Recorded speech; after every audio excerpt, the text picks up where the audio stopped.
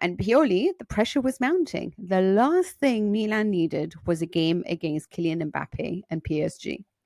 But you know what? It sounds like it was the best thing they needed because they pulled out the best performance of the season.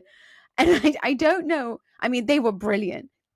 But PSG also, there's just this part of you just thinks to yourself, is this team ever going to be good? Like, are they ever going to be a team that are actually consistently good?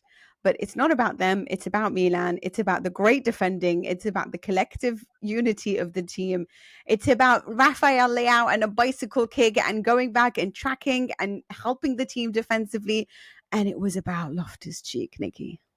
Yeah. I mean, I have this in my head with the Pioli in, Pioli out. It's like, to me, it sounds like the hokey cokey. You put the Pioli in, take Pioli out, and then Milan in the Champions League shake it all about because they've tipped this group upside down by beating PSG, didn't they? And I agree with you completely about the key figures in this game. Rafael Leao, it's not just the overhead kick. It's the pass to set up the move in the first place. The sort of the reverse ball out to Giroud is brilliant, and I think completely took the defense out of it. It gave Giroud so much space to bear down on the near side of the goal, which of course the shot is well saved from Donnarumma, and then the follow up is.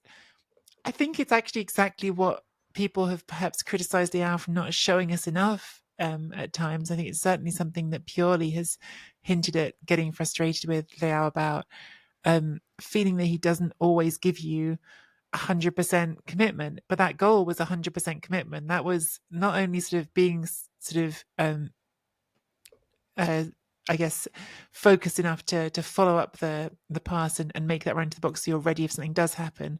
But then that sort of unwillingness when the ball's actually sort of bouncing out to a slightly awkward spot, that unwillingness to let it go. So you realize you can't quite shoot in a normal way, so you twist yourself around and you make sure you get a shot on it with that overhead kick. It was brilliant. It was brilliant. And the sort of forever frustrating thing with Leao is it feels like he should be doing this more. It feels like he should be doing this all the time, and he doesn't. But when he does it, you go, God, yes, he really can be one of the best players in the world if he does this more. But that was brilliant. And then I think exactly as you were just saying, Mina, the other one is just Ruben Loftus-Cheek, because I think that the difference it made to Milan's dynamism, to the way they brought the ball out of midfield, so significant. And I think that comes with an accompanying question for me, which is about formations. And I've been critical of Pioli sometimes for not always having a plan B, and I think that still rings true in some situations in some games.